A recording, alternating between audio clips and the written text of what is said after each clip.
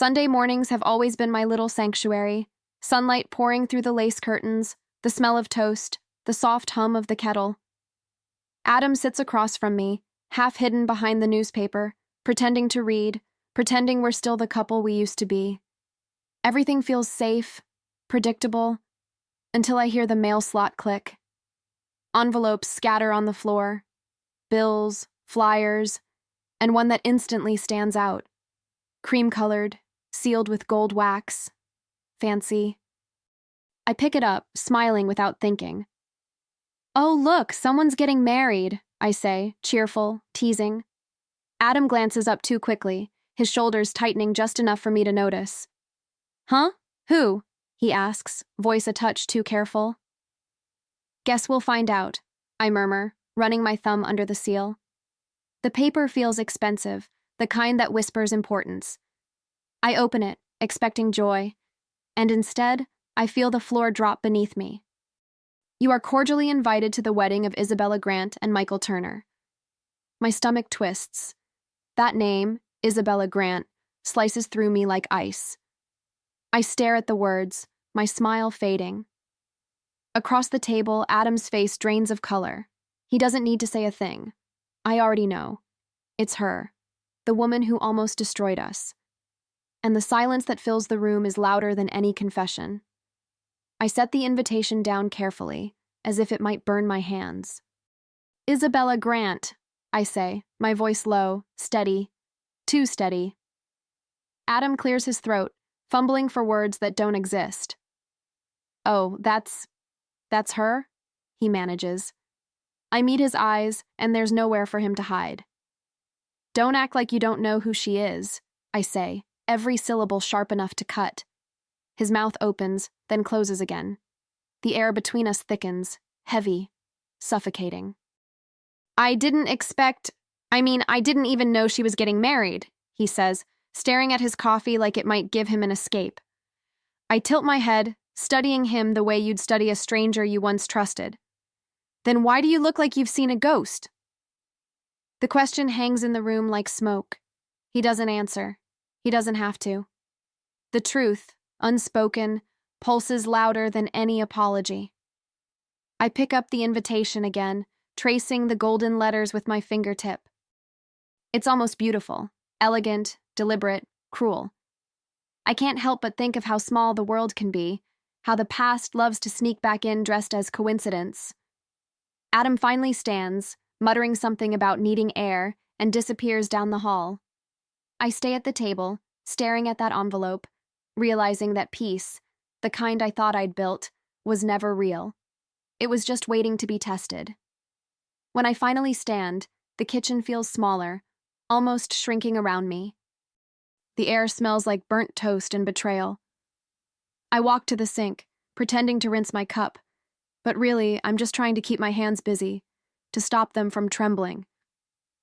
My reflection in the window looks calm, composed, but my heart is drumming against my ribs. Funny how even after years of forgiveness, one name can drag every buried feeling right back to the surface. Adam returns a few minutes later, his footsteps hesitant. "Julia," he starts, but I raise a hand. "Don't." The word is soft, but final. He stops, silent, caught somewhere between guilt and fear. For a moment, neither of us moves, two people trapped in a house full of memories, staring at a piece of paper that suddenly changed everything. The kind of silence that comes before a storm. I slide the invitation into a drawer, almost ceremoniously, like locking away a secret I plan to revisit. "We'll figure it out," Adam mumbles, eyes avoiding mine. I nod, though we both know there's nothing to figure out, only to face. I can feel the storm already building inside me, quiet but fierce. Whatever happens next, I know one thing for sure. That envelope didn't just arrive by chance, it arrived for a reason. The days after the invitation feel strange, heavy, like the air itself is waiting for something to explode. Adam moves through the house like a ghost, avoiding my eyes, pretending everything's fine. But I can see it. The tapping of his fingers, the restless pacing, the late-night sighs when he thinks I'm asleep. I tell myself not to care, not to notice, but pretending indifference is its own kind of exhaustion. Every silence between us grows louder, more fragile. I find him one evening staring out the window, jaw tight, lost somewhere I can't reach. "You've been acting strange since that invitation came," I say, voice calm but cutting. He exhales sharply, still not looking at me. "It's just awkward, Julia. The past, you know?" The past. As if it were some harmless memory instead of the wreckage we barely survived. My pulse quickens, but my tone stays even. "The past that you swore you buried? The one that nearly ruined us?" He turns to me then, eyes tired, the kind of tired that comes from years of guilt you never truly confront. "I made a mistake. I told you that." His voice cracks, soft, pleading. But the problem with forgiveness is that it doesn't erase the scar. It just teaches you to live around it. I cross my arms. "And she's getting married now. You should be relieved, not nervous." He rubs his temples, muttering something about avoiding drama. I almost laugh. Drama? That ship sailed the moment her name came back into our lives. He looks at me, defeated, like a man cornered by ghosts of his own making. "Let's not go, okay?" he says finally, voice trembling under the weight of what he's not saying. I study him for a moment, the same way I once studied him when I first suspected the affair, searching for truth beneath the practiced calm. "Oh, we're going," I say. His head snaps up, confusion flashing in his eyes. "What?" he stammers. I smile, slow and deliberate. After all, it would be rude to decline an invitation from your ex-lover's wedding. The look on his face, that perfect mix of shock and fear, almost feels like justice. He blinks, lost for words, and I can tell he's running through every possible reason to talk me out of it. "Julia, please," he says. "What's the point?" The point? It's not revenge. Not yet. It's clarity. It's standing in front of the past and watching it flinch. I sip my tea and say nothing. The silence is my answer, and it terrifies him more than any threat could. That night, I can't sleep. I lie awake, staring at the ceiling, listening to the rhythmic ticking of the clock, each second daring me to change my mind. But I won't. I remember how it felt years ago when I discovered them, how the world spun and shrank all at once. I had forgiven him, yes, but forgiveness doesn't mean forgetfulness. Sometimes it means waiting, patiently, for the right moment to remind someone that actions have echoes, and I can hear his echo already. By morning, Adam is distant again, quieter than usual, every movement calculated. He pours his coffee without meeting my eyes, like the steam rising from the mug might shield him from the truth sitting across the table. "You really want to go?" he finally asks. I look up and smile, calm, deliberate. "I said we're going." He nods, but his hand trembles slightly as he lifts the cup. It's strange watching him unravel without a single raised voice. Guilt is a slow poison, and he's been sipping it for years. When he leaves for work, the house feels different. Lighter somehow, but also colder. I walk into the living room, pick up the invitation again, and trace the embossed letters with my thumb. The gold seal gleams in the morning light, almost mocking me. I imagine her handwriting on the envelope, her smirk as she licked it shut, confident that her name could still rattle me. And maybe it did, but not in the way she hoped. She reopened a wound she thought had healed. Now I'm the one holding the scalpel. As the day stretches on, my resolve hardens. I can't change what happened, but I can decide how this story ends. I glance at the clock. Adam will be home in a few hours. I'll greet him with dinner, a smile, and a calmness that will unsettle him more than anger ever could. He'll think I've moved on, that I'm being gracious. But inside, I'm planning something far quieter, far sharper. And when the day of the wedding comes, I won't just attend, I'll arrive with purpose. The morning of the wedding feels unreal, like I've stepped into someone else's life. The countryside air is thick with the scent of roses and polished wood, the kind of luxury meant to hide bad memories under expensive perfume. Adam sits beside me in the car, silent, fidgeting with his cufflinks as if the right alignment might fix his conscience. I glance at him, his jaw tight, his eyes unfocused, and I almost pity him. Almost. Because today isn't about pain, it's about control. When we arrive, the venue looks like something out of a fairy tale. Chandeliers glittering, violin strings floating in the air, guests laughing in soft, expensive tones. I step out of the car in my black dress, the fabric catching the light like ink under the sun. Heads turn. Good. Let them look. Adam adjusts his tie nervously, his voice barely a whisper. Please, Julia, don't make a scene. I smile sweetly, the kind that never reaches the eyes. Oh, I wouldn't dream of it. Inside, the air hums with champagne and whispers. The ceremony begins, and when Isabella walks down the aisle, radiant, glowing, wrapped in white, I feel the whole room lean toward her like she's light itself. But I see something no one else does, the flicker in Adam's eyes. That look, the one I thought I'd erased from his memory. My heart doesn't break this time. It hardens. I lean closer and whisper, "You're drooling, Adam." He stiffens, pretending not to hear, but I know he did. The ceremony moves in slow motion, vows spoken like rehearsed lines, laughter that sounds just a little too polished. I sit still, smiling politely, feeling the pulse of every stolen glance Adam gives her. He thinks I don't see, but I do. I see everything. The way his shoulders shift when she laughs, the flicker of nostalgia that passes across his face like a guilty shadow. And while everyone else watches a love story unfold, I'm watching history repeat itself in plain sight. I wonder if Isabella feels it too, the weight of what's unspoken between us. She never looks my way, but I can sense her awareness, like static in the air. Maybe she knows I came for her, not for him. Maybe she doesn't. Either way, I'm not the woman she remembers.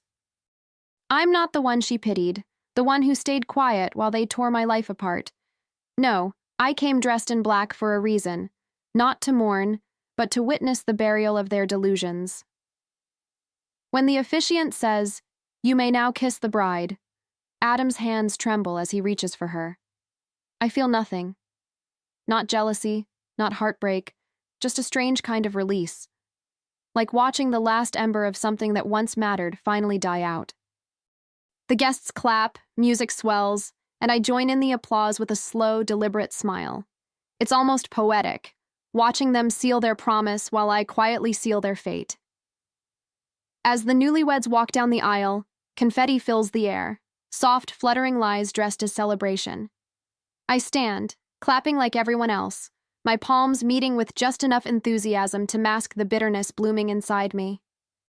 Adam avoids my gaze, pretending to fix his jacket, pretending this moment doesn't taste like déjà vu.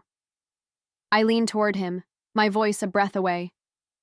"You should smile, darling. You're part of the show." His jaw tightens. I can practically hear his pulse. Outside, photographers swarm the couple, capturing joy that isn't real. I hang back, letting the laughter echo without me. The sun glints off Isabella's ring, blinding in its perfection. A perfect circle for an imperfect story. She glances at me for half a second, and in that flicker of time, I see it. Guilt. Maybe curiosity. Maybe both. I offer her a smile so soft it could be mistaken for forgiveness. But she knows better. That's the thing about women. We recognize a storm before it strikes. As guests move toward the reception hall, I take Adam's arm, my touch gentle but firm. "Relax," I whisper. "We're almost through the fun part." He exhales shakily, forcing a nod. Poor man. He still believes the danger lies in what I might say, but he doesn't understand. The real power is in what I choose not to say, because silence, when timed right, can burn louder than truth. And tonight, everyone will hear it. The reception is everything you'd expect. Laughter that sounds rehearsed, crystal glasses clinking, and enough champagne to drown any trace of honesty. I sit beside Adam at a round table near the dance floor, surrounded by people pretending to be happy for someone else's fairy tale. He's quiet, eyes darting from face to face, terrified I'll do something unpredictable. That's the irony. I don't need chaos. I just need truth. And truth, when served cold, is more satisfying than revenge.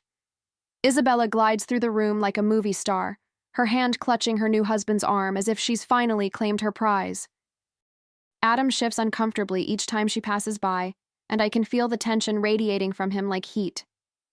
Relax, I whisper, swirling my wine. You look like you're about to confess to something. He doesn't answer. He just keeps glancing at the stage, praying, I'm sure, that I stay in my seat. Poor Adam. He still thinks this night belongs to her. He has no idea it's about to belong to me. When the band softens and the host taps the microphone, the chatter fades into polite silence.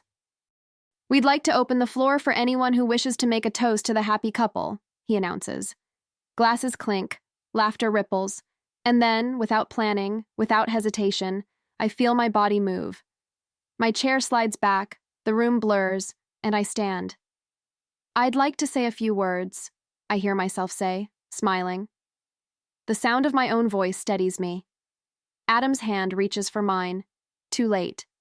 Every head turns toward me, the clinking of silverware fading into silence. I hold my glass high, feeling the weight of 100 curious eyes. Love is such a funny thing, isn't it?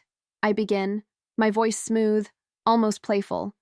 A few people chuckle politely.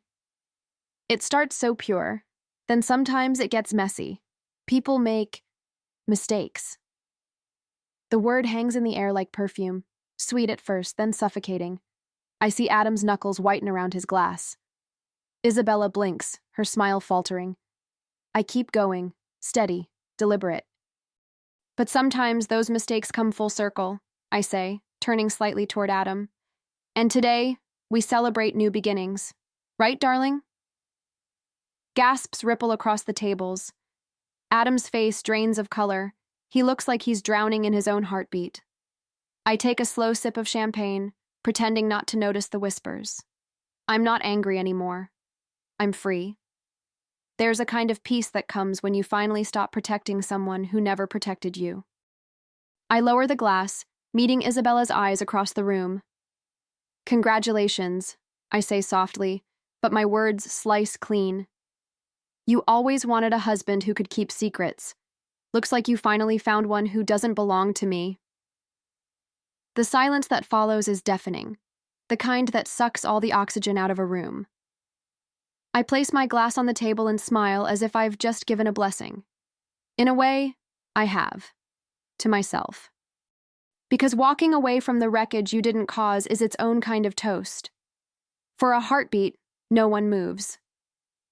Forks hover midair, eyes dart between faces, and the air itself seems to hold its breath. Then the whispers begin, soft, scandalous ripples cutting through the music. Did she just... Someone murmurs. Is that his wife? Another replies, their voice dripping with disbelief. I stand perfectly still, watching the chaos unfold around me. Adam's lips move, forming words I can't hear. Excuses, probably. But the sound is swallowed by the storm I just unleashed. Isabella's face shifts from confusion to realization. I see it happen. The tightening of her jaw, the way her smile trembles under the weight of exposure. She looks beautiful still, but brittle now, like porcelain about to crack. Her groom, poor man, stares between us like a child lost in a conversation he was never meant to overhear. I almost pity him. Almost. Because this uncomfortable truth was always coming. I just chose the time and place. I lift my glass one last time, not for them, but for me. Then I set it down, straighten my shoulders, and walk away. The sound of my heels against the marble floor is louder than any applause could ever be. People move aside, whispering my name like a secret they'll never forget. Behind me, Adam calls out, desperate, humiliated. But I don't turn around. For the first time in years, I feel weightless. Like the truth finally exhaled through me and left only freedom in its place. The hotel room feels too quiet, too clean, like a crime scene after the body's been removed. Adam slams the door behind him, his face red, his voice shaking. "You embarrassed me in front of everyone," he shouts. I don't flinch. I'm sitting on the edge of the bed, still in my black dress, unbothered. "No, Adam," I say softly. "You embarrassed yourself years ago. Tonight, I just let the truth breathe." He paces like a caged animal, searching for control in a space where he no longer has any. "Do you think this makes you better than me?" He spits. I look at him. This man I once loved, this stranger standing in my husband's place. "No," I answer. "But it makes me free." The words land heavy, echoing off the walls. He stops pacing then, staring at me as if seeing me for the first time. Maybe he is. Maybe he's realizing that the woman who once cried for him now sits still, calm, untouchable. The kind of calm that comes after a storm's done its worst, and the air finally clears. He mutters something about forgiveness, about how I've ruined everything. I almost laugh. Forgiveness? I gave him that once, and he mistook it for weakness. Never again. I stand and walk toward the dresser, the weight of years pressing behind every step.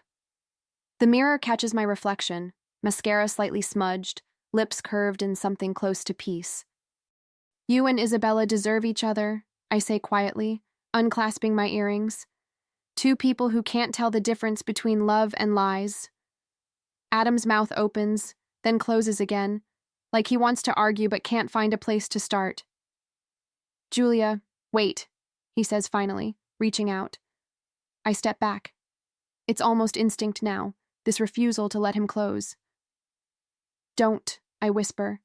"Not this time."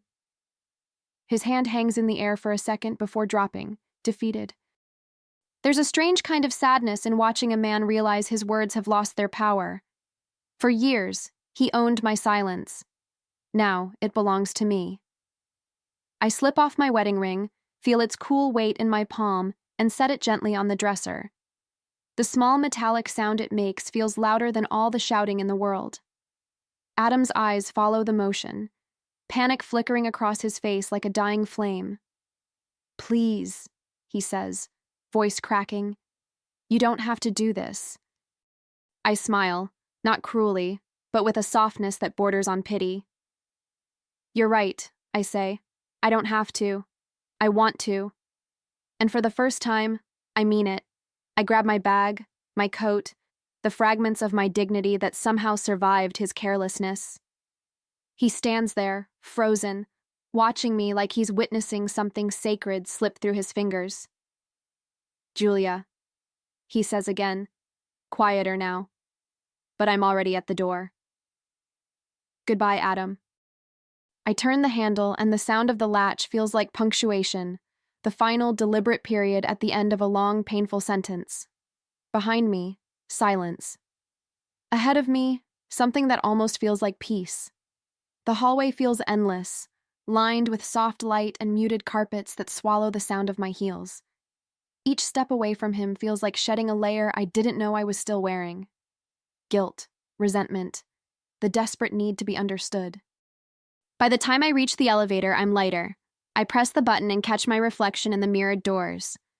There's no triumph there, no smugness, just quiet strength. The kind that comes when you stop waiting for someone else to save you. As the doors close, I exhale, a deep, shaky breath that feels like the first real one in years. For a fleeting moment, I think about all the versions of myself I had to be to keep our marriage alive. The forgiver, the peacekeeper, the believer. Each one died a little the day I found out about Isabella. Tonight I buried what was left. Not in anger, but in truth. Because sometimes letting go isn't destruction. It's resurrection. When I step outside, the night air greets me, cool and steady against my skin. The city hums quietly, oblivious to the small revolution happening inside me. I don't look back. There's nothing worth seeing there anymore. I walk toward the streetlights, toward the unknown, toward something that feels a lot like freedom. The wind carries the faint echo of distant music from the reception hall. Their song, not mine. And for the first time, I don't feel replaced. I feel reborn. Months have passed, yet I still remember that night with an almost cinematic clarity. The dress, the gasps, the silence that followed my words. But now, those memories feel distant, like scenes from someone else's life. I'm sitting at a small cafe by the sea, my laptop open, the salty breeze tugging at my hair. The ocean stretches endlessly before me, wild, unapologetic, free. Funny how I used to envy that. Now I feel like it, boundless, untamed. I take a sip of coffee, the kind that's too strong but wakes you up in all the right ways. My fingers hover over the keyboard, pausing on the blinking cursor of a new document. Chapter 1.